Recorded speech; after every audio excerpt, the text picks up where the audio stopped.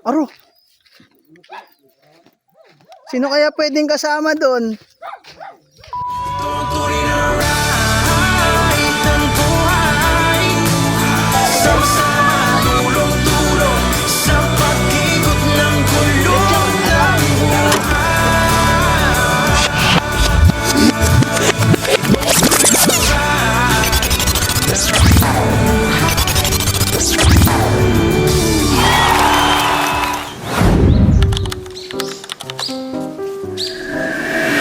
Tayong special adventure today dahil pupunta tayo sa Gasak.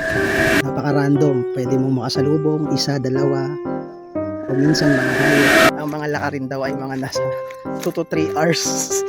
2 to 3 hours. Tubig pa wala.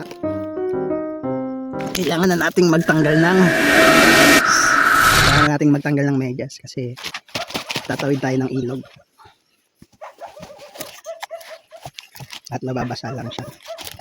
Nagdala ako ng medyas kasi malamang sa malamang malamig dun, tsaka tuwing gabi napakaginaw sa sitio. Nagdala na rin ako ng kumot tsaka pantulog. Tara na.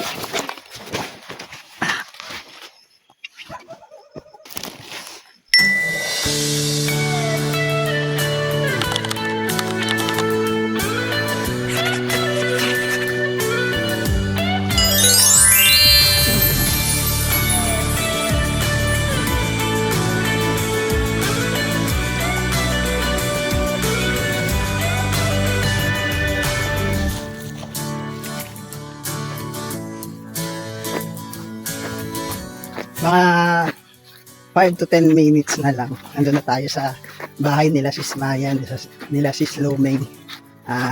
Kung loloobin ng Diyos, magpapasama tayo sa kanila kasama ng ilang mga bata na nandun papunta sa Gasak.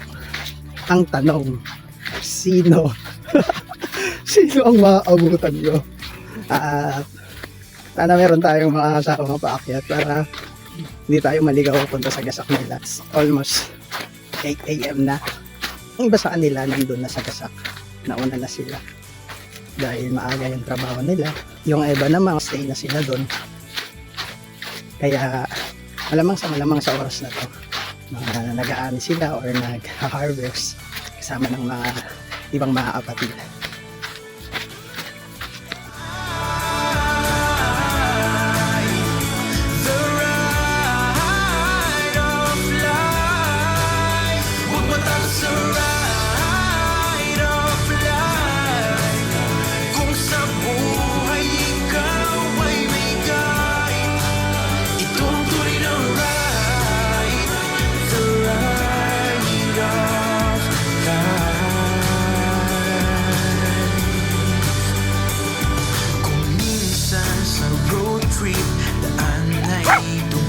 Hello po.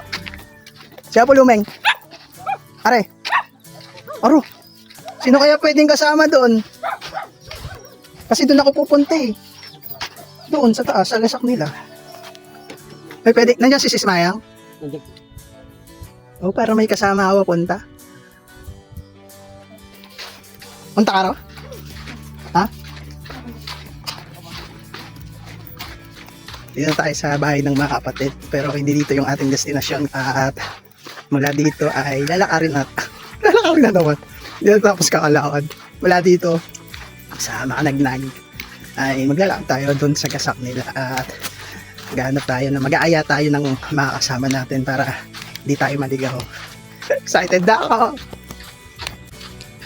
Kapagod!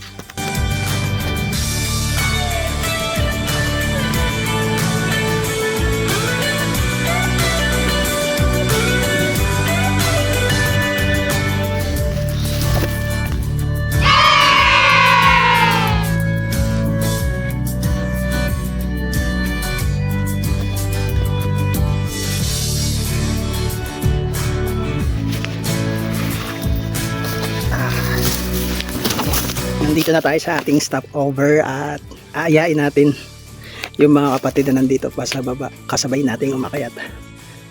At buti may natira pa. Tara.